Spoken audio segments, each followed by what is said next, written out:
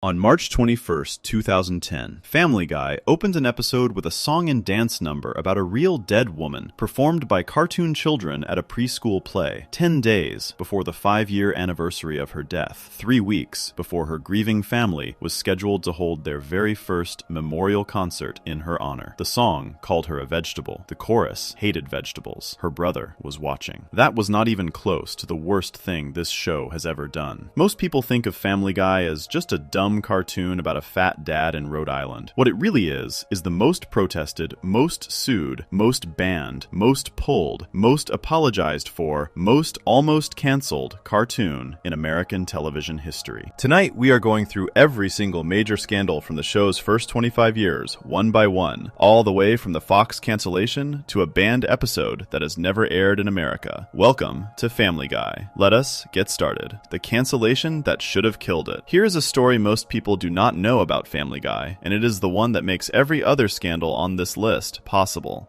When the show was on the air in 1999, 2000, and 2001, Fox did not treat it like a hit. Fox treated it like a problem. And by the time Fox was done with it, the show was dead. Not struggling, not on thin ice, dead, canceled, gone. The writers were told to pack up. The animators moved on to other jobs. The voice cast started looking for new work. For almost 3 full years, there was no new Family Guy being made anywhere in the world. If you are watching the show today on a Sunday night on Fox or streaming it late at night on Hulu, you are watching something that was supposed to be over in 2002. Everything that happens after this point in the story, every banned episode, every lawsuit, every fight with a former governor on live television, every single controversy we are going to walk through tonight only happens because of what went wrong first. So let us start at the very beginning. Family Guy came out of the head of a young animator named Seth MacFarlane. He was in his mid-20s, working at a cartoon studio, and he had made 2 little short films about a fat dad and a talking dog. The first short was called The Life of Larry. The second was called Larry and Steve, where Steve was a smart, slightly pretentious dog who acted more like a person than a pet. These 2 characters would later be renamed Peter and Brian. The people at Fox saw those short films and liked them enough to give MacFarlane a small pile of money, around $50,000, to make a proper pitch for a full TV show. He went home, worked on it for a while, and came back with a short demo. The whole thing was only about 7 minutes long. He made most of it by hand in his apartment on a very small budget. The network said yes. They ordered a full season, and on January 31st, 1999, the very first episode of Family Guy aired on Fox, right after the Super Bowl. That was Super Bowl 33, the game where the Denver Broncos beat the Atlanta Falcons, with Terrell Davis running over everyone and John Elway winning his second title. Getting the slot right after a Super Bowl is one of the biggest gifts a new TV show can ever receive. Tens of millions of people are already on the couch. They are relaxed. They are in the mood to keep watching. 22 million people watched it. For a brand new cartoon, that was a massive number. The show was a hit out of the gate. The reviews were strong. People were quoting lines from it at school and at work the next day. By every normal rule of television, this should have been the start of a long and smooth run. It was not. Almost the moment the first season ended, Fox began doing something that killed shows back then and still kills shows now. They moved it around. They put it on Sunday. They moved it to Thursday. They moved it again. They stuck it up against huge shows like Frasier,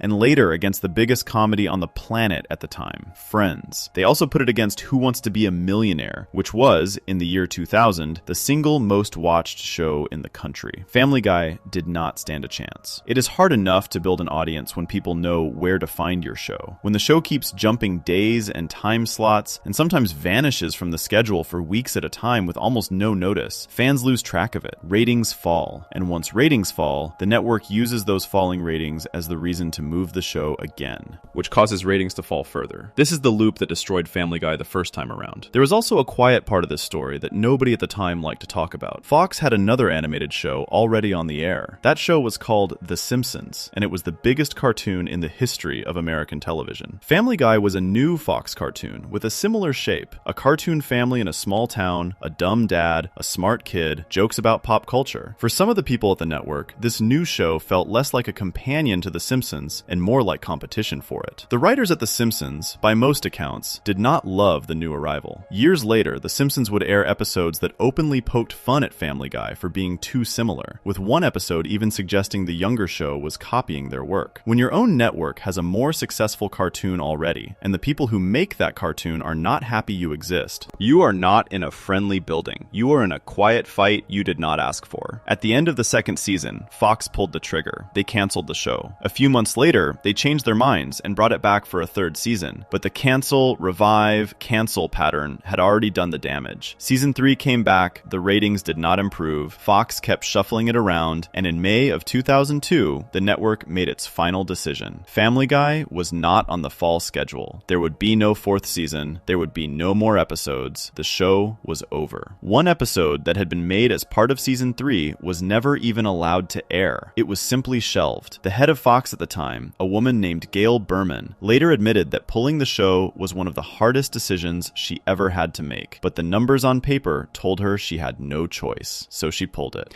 Now this is the part of the story where, for almost any other show on TV history, the credits would roll, the cast would go to other projects, the show would become a trivia question, maybe it gets a little love years later on a best of list somewhere. That is how these things go. That is not how this went. The first strange thing that happened was that Fox tried to sell the rerun rights to another channel, and nobody wanted them. This sounds odd, because reruns of even a failed show can usually find a home somewhere. But Family Guy was seen as a show that had already failed twice. Nobody was eager to pay much for it. In the end, Cartoon Network bought the rerun rights, and the price they paid was so low that the president of Fox's television division later described it as basically free. Cartoon Network had a late-night block for older viewers called Adult Swim, which ran cartoons that were not for kids. They needed content to fill hours. Family Guy was cheap content. For Adult Swim, it was a gamble that cost almost nothing. For Fox, selling the rights was a way to get back at least a little spare change on a show they had given up on. Nobody on either side of that deal expected much to happen. Adult Swim started showing the reruns in April of 2003. What happened next is one of the strangest stories in television history. The show, which could not hold an audience on a major network, became the single most watched thing on Adult Swim almost immediately. The number of people watching that late night block went up by 239% after Family Guy started airing. Not 2 or 3%, not 20%, 239. Every night, an average of almost 2 million people were tuning in to watch reruns of a show that Fox had thrown in the trash a year earlier. It turned out that the audience had been there the whole time. Fox just never gave the show a chance to find them. Teenagers and college students, the core Adult Swim audience, had been looking for exactly this kind of cartoon. Rude, loud, full of jokes that felt like they should not have been allowed on TV. The show had flopped in the middle of a family lineup on a major network. It thrived on a late-night cable block aimed at young adults. Same show, same episodes, different time slot, different audience, different result. Then came the DVDs. In April of 2003, right around when Adult Swim began its reruns, the first DVD box set hit stores. It had the first 2 seasons on it. DVDs were a big deal in 2003. They were how people watched shows they had missed. There was no Netflix yet, no Hulu, no streaming. If you wanted to catch up on a TV show, you bought the box set, took it home, and worked through the discs one at a time. And Family Guy fans bought this DVD set in numbers that made the whole entertainment industry stop and stare. 400,000 copies sold in the very first month. By the end of the year, the set sold 2.2 million copies. It became the best-selling TV DVD of the entire year. It was the second best-selling TV DVD of all time at that point. It outsold box sets of Sex and the City. It outsold box sets of Friends. A dead show was outselling some of the biggest hits on television. The only TV DVD that was ahead of it at the time was the first season of a Comedy Central show called Chappelle's Show, and that was only by a little. The reason this mattered so much is that the DVD numbers were, in the eyes of the TV industry, a direct and honest measure of how much people loved a show. Ratings can be gamed. People leave the TV on while they do other things. People forget when a show is on. But buying a DVD box set was an active choice. You had to walk into a store, pick up the case, carry it to the counter, hand over your money, and take it home. Every single copy that sold was one person saying with their wallet that they wanted this show. 2.2 million wallets had just said that about Family Guy, and that was a message Fox could not ignore. At some point during all of this, the people running Fox looked at the Adult Swim numbers, looked at the DVD numbers, and realized they had made one of the most expensive mistakes in the history of the network. They had canceled a show that, it now turned out, millions of people loved and were willing to pay money to own on disc. Fox was in a a rough patch at the time. They needed comedy hits. So in May of 2004, Fox announced something that had never happened before in the history of American television. They were bringing Family Guy back. Not moving it to another network, not a short revival, a full, proper 4th season of new episodes on the same network that had buried it. They ordered 35 new episodes right out of the gate. This was the first time in American TV history that a show had been brought back from the dead on the strength of DVD sales alone. Every revival that has come since, every fan campaign that has saved a show, every streaming service that picks up a canceled series is walking a road that Family Guy built first. The first new episode aired on May 1st, 2005, more than 3 years after the show had been declared dead. The title of the episode was North by North Quahog, and it opened with a joke aimed directly at the situation, where Peter reads out a long list of shows Fox had launched and failed with during Family Guy's time off the air, and concluded that with all those failures, maybe Family Guy had a chance again. It was almost the first thing out of his mouth. The whole point was to rub it in. Fox had canceled him, Fox had replaced him with a string of shows nobody remembered, and now Fox was begging him back. Almost 12 million people watched that night. The show was officially back. The writers, now flush with a huge new episode order and a roaring audience, did not come back quiet. They came back swinging. This is where the story could end, with a nice, happy ending about a show that came back from the dead. But the reason this moment matters, and the reason we started the whole night with it, is because of what it did to the DNA of the show from that point forward. Family Guy had been canceled by Fox. Family Guy had been saved by fans buying DVDs. The show did not owe its life to the network. It owed its life to its audience. And the people making it now knew, in a way very few shows ever get to know, that the network had been wrong about them once and could be wrong about them again. That knowledge gave the writers a kind of confidence that bordered on dangerous. If Fox told them a joke was too far, they had every reason to push back. If a group protested an episode, the writers had receipts showing that the audience wanted the version of the show that pushed buttons, not the softer version. Every creative argument inside the building could now end with the same basic answer. You almost lost this show once by playing it too safe. Do not make that mistake again. The people running Family Guy after the revival were not the same people who had been trying to survive on a network that clearly did not want them. They were the people who had beaten Fox, and that is a very different kind of creative team. One more small thing. When the show came back, MacFarlane quickly got a second show off the ground at the same network. It was called American Dad, and it premiered right after the Family Guy revival, sharing the Sunday night animation lineup. Fox now had a whole block of adult cartoons again, and MacFarlane was their new animation star. A man whose first show had been canceled 3 years earlier was suddenly the most important animation producer on the network. That is how much the landscape had shifted. The failure had created the success. The cancellation had created the comeback. And the comeback had created a creator who, in a very short window, had gone from being fired to being trusted with 2 of Fox's biggest comedy blocks. Before we move on, if you're enjoying this analysis, please consider subscribing. It helps the channel tremendously. Of course, being saved by your fans does not mean your network is suddenly fine with everything you want to do. There was already an episode from the original run sitting on a shelf at Fox, one that had been made years earlier and had never been allowed on the air. The reasons had nothing to do with ratings or time slots. The reasons had to do with a song, a story about religion, and a fear that the show had finally crossed a line the network was not willing to follow it across. Section 2. The episode Fox hid for 4 years. One of the 22 episodes made for season 3 of Family Guy never made it to air. It sat on a shelf inside a Fox office for almost 4 years. The people who made it had already finished it. The voice cast had recorded every line, the animation was complete, the music was mixed, everything was done. Fox just refused to let anyone see it. The episode was called When You Wish Upon a Weinstein, and the story of why it was banned, how it eventually got out, and the lawsuit it caused years later is one of the strangest tales in the entire life of this show. It is also the first real sign of something that would define Family Guy for the rest of its run. The network was scared of its own show, and the show was about to learn how to fight back. The plot of the episode is pretty simple by Family Guy standards. Peter loses the family's savings after buying something called volcano insurance from a scam artist in Rhode Island. This is a funny idea on its own, because Rhode Island does not have any volcanoes, and Peter is the only person on Earth who would worry about one erupting in his backyard. Lois finds out what happened, gets angry, and tells Peter he needs to get the money back before their daughter Meg has to go to school without glasses. In the middle of this, there is a small side scene where baby Stewie breaks Meg's glasses classes on purpose, just to make the problem worse, because that is what Stewie does. Peter is stuck. He does not know how to handle money. He turns to his friends Quagmire and Cleveland at the bar, and they tell him that the best way to fix money problems is to find a smart accountant. And in their minds, the smartest accountants have Jewish last names. Peter takes that advice, goes home, looks up at the night sky, and sings a song begging for a Jewish person to come into his life and save his family. The song was the problem. The song was called I Need a Jew, and it was written to sound exactly like a very famous Disney song called When You Wish Upon a Star from the old cartoon movie Pinocchio. In Pinocchio, that song is about dreams and hope and wishing for good things. In the Disney movie, it is a kind old woodcarver named Geppetto who sings the original, looking out his window at a star, hoping for a sun. In Family Guy, Peter sits in that same pose, looks out his window, stares up at the sky, and does his own version. The tune is almost the same. The melody moves the same way. It is clearly meant to remind the audience of the Pinocchio song, because that is the whole joke. The wholesome wish upon a star has been replaced with something much less wholesome. Peter uses the same tune to sing about a very specific stereotype. One of the lines in the song was, "Even though they killed my lord, I need a Jew."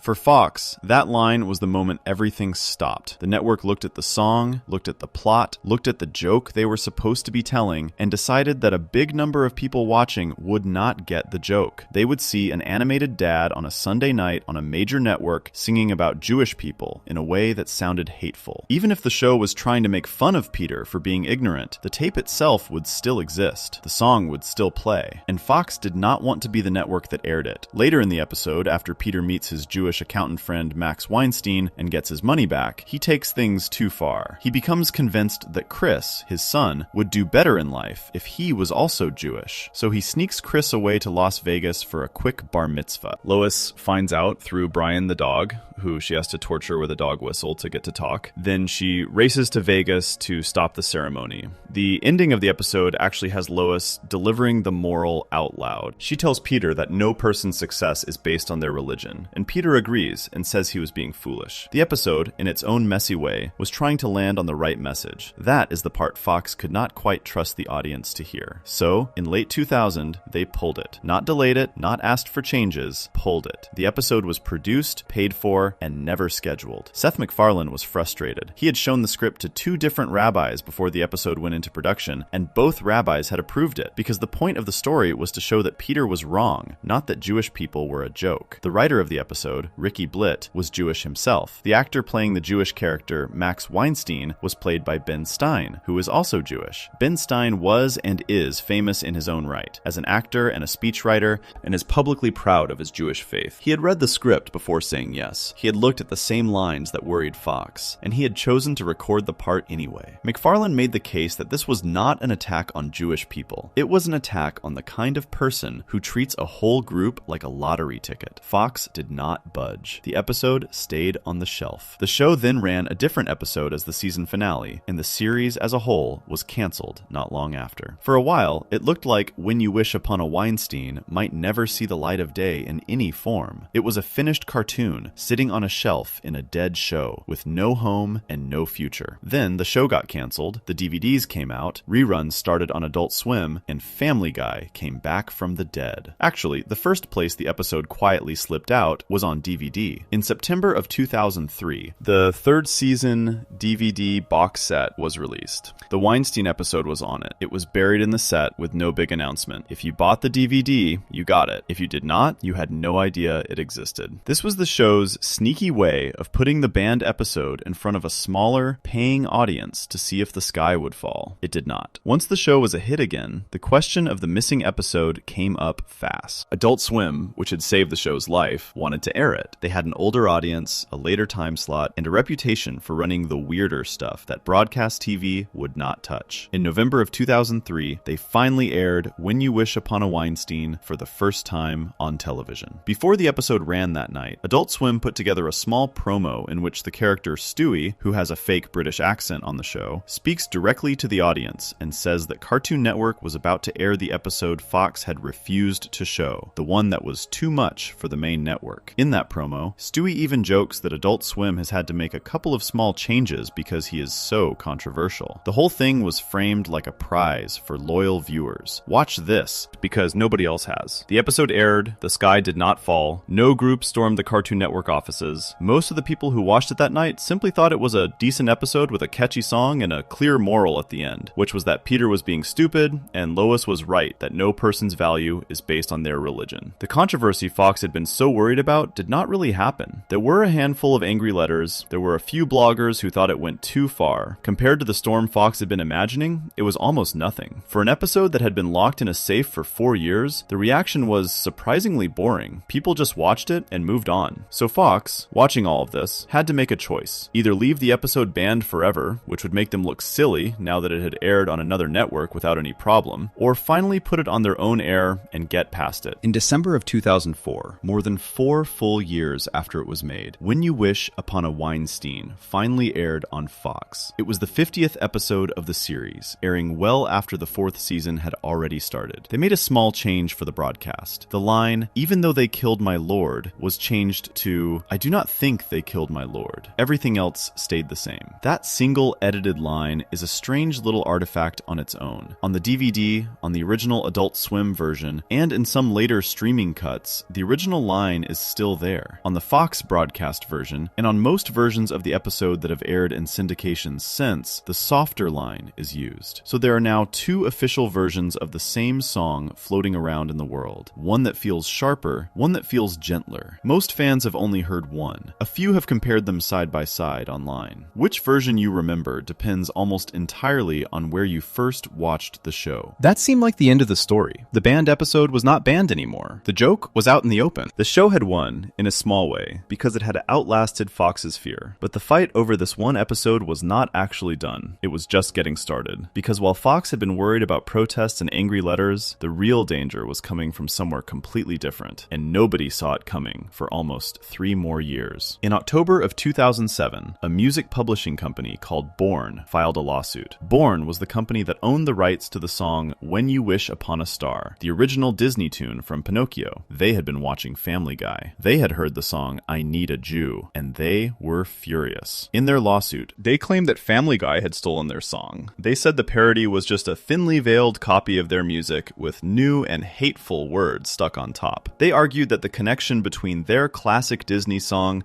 and the new Family Guy version was so strong that it hurt the reputation of the original. A lawyer for Born gave a quote to the press that summed up their whole argument. He said that if you listened to the way the lyrics were built, the way the song sat in the episode, the very name of the episode itself, and the way Peter was singing out a window up at the stars, there was no question at all that Family Guy was using their song. The lawsuit named Fox, Cartoon Network, Seth MacFarlane himself, the company that made the show, and the composer, Walter Murphy, who had written the music. Born wanted money, and they wanted the episode pulled from every platform it was on. This was a real problem. A court could, in theory, decide that Family Guy owed millions of dollars and had to stop airing the episode entirely. And the stakes were bigger than just one episode, because if Born won, any parody song on any comedy show in the country could suddenly become a legal risk. The Simpsons, South Park, Saturday Night Live, every show that had ever made fun of a famous tune could be dragged into court next. This was not just a fight over Family Guy. This was a fight over what kind of jokes American cartoons were allowed to make about famous music. If Born won, a whole part of American comedy would get quieter overnight. The case dragged on for about a year and a half. Fox's legal team built their defense around something called fair use, which is a rule in American copyright law that protects parody. If you are making fun of a song, rather than just using the song because you did not want to pay for it, the law gives you more freedom. The Fox team argued that I Need a Jew was clearly a parody. They pointed out that it was commenting on the original song's whole feeling, that saccharine, sweet, everything works out idea that comes with wishing on a star. The Family Guy version took that sweet feeling and replaced it with something awkward and ugly on purpose, to show how childish it is to believe in easy, magical answers to hard, real-world problems. That, the lawyers argued, is what parody looks like. Fox's team also pointed to an older, more famous case from 1994 involving the rap group 2 Live Crew and the Roy Orbison song Oh Pretty Woman. In that case, the Supreme Court of the United States had ruled that even a crude parody of a serious song was protected by the First Amendment, which is the part of the Constitution that covers free speech. Fox was basically saying, the top court in the country has already decided this, this. The I Need a Jew case was just the same idea playing out again, with a different song and a different cartoon. On March 16, 2009, a federal judge in New York named Deborah Batts made her ruling. She sided with Family Guy. In her decision, she wrote that the Family Guy song and the original Disney song were strikingly different in tone. She agreed that I Need a Jew was a real parody, not a ripoff, and she made an interesting point that has become famous in copyright law circles ever since. She said the Disney song had benefited for years from being tied to wholesome things like Pinocchio, and that exact wholesome reputation is precisely what opens it up to being made fun of by people who want to push back against it. In other words, by being so squeaky clean for so long, the original song had basically invited someone to come along and flip it. Her ruling also noted that the show had a second layer of parody going on. Walt Disney himself, the man who made Pinocchio, had long been accused by some historians of holding anti-Semitic views. Family Guy had made fun of Disney for this in other episodes, so the Weinstein parody, the judge wrote, could also be read as a comment on the history of the Disney company itself, which made the parody defense even stronger. Case dismissed. Family Guy had won. This was a bigger moment than most fans of the show even realized at the time. An animated sitcom had just survived a full federal copyright trial over a single 2-minute song in one episode from 4 years earlier. The episode that Fox had been too nervous to air had now been defended out loud in a court of law and had come out the other side clean. The ruling also set a small but real legal mark in the sand. Other cartoons, other comedies, other parody songwriters could now point to the Family Guy case when they got sued. The banned episode had gone from a problem the show was trying to forget into something close to a trophy. It had beaten Fox's censors, it had beaten a music company, it had beaten a federal lawsuit. Every single attempt to shut it down had failed. Before we move on, if you're enjoying this analysis, please consider subscribing. It helps the channel tremendously. Now, the show had learned a powerful lesson. Pushing buttons was not just allowed anymore, it was working. The audience was showing up, the DVDs were selling, the lawsuits were losing. So the writers started pushing harder, bigger jokes, uglier cutaways, subjects that other cartoons refused to touch. And one episode, airing on a quiet summer night in 2005, aimed that new confidence at an illness that millions of real people were dying from. And the reaction came not from a nervous network, not from a lawyer holding a copyright, but from the people who had spent their whole lives trying to help those patients. Section 3. The Barbershop Quartet that enraged AIDS organizations. On the night of June 12, 2005, a Sunday, Family Guy aired its 5th episode of the 4th season. This was the show's big year back. Fox had brought it back from the dead just 6 weeks earlier, and the ratings were huge. The writers were riding a wave of confidence nobody in cartoon TV had felt in years. The episode that aired that night was mostly about the character Cleveland Brown finding out that his wife Loretta had been cheating on him with their neighbor Quagmire. Inside that main story, buried in the middle of the episode, was a small side joke that lasted a little under a minute, no more than 50 seconds of screen time. That small side joke became one of the most protested moments in the whole history of the show. It turned a quiet Sunday cutaway into a real-world fight with some of the most respected health groups in the country. Here is what happens in the scene. Peter is at his kitchen table, talking to Cleveland about how to break bad news to people. Peter claims he has a special gift for it. He says he once helped a local doctor, Dr. Hartman, deliver some very hard news to a patient. The show then cuts to a hospital room. A thin man with a dark goatee is lying in a bed, looking sick and tired. Dr. Hartman stands over him and says he does not know how to tell this man what is wrong, so he has hired someone to do it instead. The door bursts open. Peter walks in, wearing a red and white striped jacket and a straw hat, the kind you see in old-fashioned singing groups. 3 more men in matching outfits walk in behind him. The 4 of them gather at the foot of the bed, and they begin to sing a cheerful little song, in harmony, directly at the dying patient. The song has a name. The name is You Have AIDS. The lyrics are plain. Peter sings that he hates to tell the man, but he has AIDS. The other 3 men sing the words back to him in agreement. They guess, in song, at how he might have caught it, pointing at his arm while mentioning needles, and then mentioning unprotected sex. They make sure to clear up for the patient that this is not HIV, it is full-blown AIDS, and they repeat this point several times to be certain he understood. The song ends with one of the quartet wishing him good luck getting a date now. The camera holds on the patient for a second. Then the show cuts back to Peter at the kitchen table. The whole thing is played like a silly, old-fashioned musical number, complete with little dance steps and cheery smiles. This is the part of the show that angered real people in the real world. The people watching this scene at home in June of 2005 included many who had spent years of their lives trying to help AIDS patients live longer, trying to reduce the fear and shame that followed an AIDS diagnosis,